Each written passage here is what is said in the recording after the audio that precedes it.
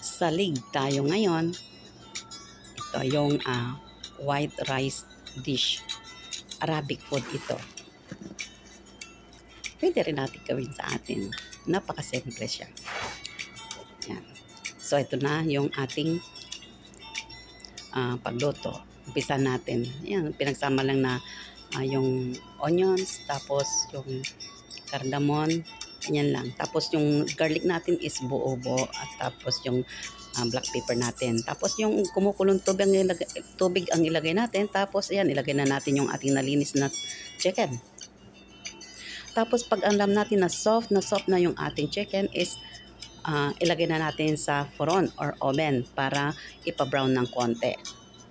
Tapos strain natin yung kanyang broth or yung kanyang sabaw. Dahil yun ang paglulutuan natin ng ating rice. Egyptian rice ang gamit ko. Pero alam nyo, mas maganda kung glutinous rice. Kasi alam nyo, yung Egyptian rice is para siyang glutinous. Malagkit siya. Tapos yan yung craft cheese. Ayan. Mga 3 tablespoonful lang nilagay ko.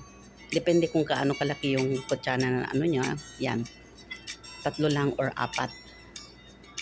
Tapos yung milk powder. Siyempre, iminelt ko muna sa mainit na tubig. Pwede rin gamamit ng yung fresh milk. Ganyan. Pero powder ang gamit ko palagi. Bago pala natin ilagay yung milk tsaka yung ating cheese is siguraduhin natin na malambot na yung rice para mas maganda. Tapos tikman natin, yan na nalasahan natin kung tama na yung asin niya. Asin po ang lalagay dyan, hindi po sugar, salt. Tapos ito na, luto na yung ating salig.